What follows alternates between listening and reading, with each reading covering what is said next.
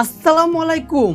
আগামী মাসের 13ই আগস্ট থেকে অস্ট্রেলিয়ার মাটিতে গিয়ে অস্ট্রেলিয়ার বিপক্ষে 2 ম্যাচের টেস্ট সিরিজ খেলবে বাংলাদেশ ক্রিকেট দল। তবে গুরুত্বপূর্ণ এই টেস্ট সিরিজের আগে বাংলাদেশের শিবিরে বড়ই দুঃসংবাদ। বর্তমান সময়ে সেরা ছন্দে থাকা এবং স্পিড স্টার নাহিদ রানা ইনজুরিতে পড়েছে। দর্শক, জিম্বাবুয়ের বিপক্ষে দ্বিতীয় টি-20 ম্যাচে যখন তিনি তার নির্ধারিত 2 ওভার বোলিং করছিল, তখন ঠিক 2 ওভার 3 নম্বর বলে কিন্তু এই নাহিদ রানা চোট পায় এবং সেই চোটের কারণে সে গুরুতর ইনজুরিতে পড়ে যায়। এবং কি বাংলাদেশ ক্রিকেট বোর্ডের যিনি ফিজিও রয়েছে, মেডিকেল বিভাগ থেকে জানানো হয়েছে নাহিদ রানা যে ইনজুরিটা, যে চোটটা পেয়েছে সেটা থেকে সেরে উঠতে প্রায় দীর্ঘদিন, প্রায় 3-4 সপ্তাহ সময় লাগতে পারে।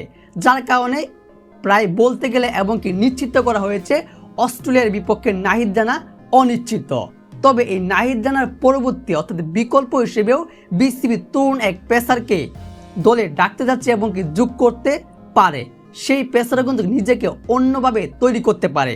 সেই পেসারটা হলো মুশফিক হাসান। মুশফিক হাসান বর্তমানে বাংলাদেশ এ দলে ক্যাম্পিংয়ে রয়েছে এবং তার সবচেয়ে বেশি সম্ভাবনা রয়েছে নাহিদ রানার ইনজুরিতে তাকে দলের সুযোগ পাওয়া জাতীয় দলে এবং সেখানে সে অস্ট্রেলিয়ার বিপক্ষে নিজেকে কাজে লাগানো। তবে যদি এই তরুণ মুশফিক হাসান সুযোগ না পায় তাহলে কিন্তু আরও একাধিক পেসার রয়েছে, যেরকম তাসকিন আহমেদ, খালেদ আহমেদ, ইবাদত হোসেন, হাসান মাহমুদের সুযোগ পেতে পারে। তবে সবচেয়ে বেশি সুযোগ রয়েছে এই মুশফিক হাসানের, যে কিনা বর্তমানে বাংলাদেশ এ ক্যাম্পে রয়েছে এবং দুর্দান্তভাবে কোচদের তার বোলিংয়ের মাধ্যমে টিম ম্যানেজমেন্টদের মন জয় করে ফেলেছে।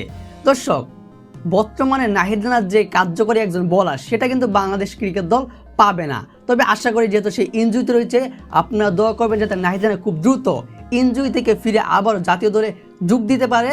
আর এই বিষয়ে আপনার গুরুত্বপূর্ণ মতামতটি, নাহিদ রানার পরবর্তী কোন বিকল্প হিসেবে কোন পেসারকে দলে নেওয়া উচিত, অবশ্যই কমেন্ট বক্সে জানিয়ে দিবেন। ধন্যবাদ।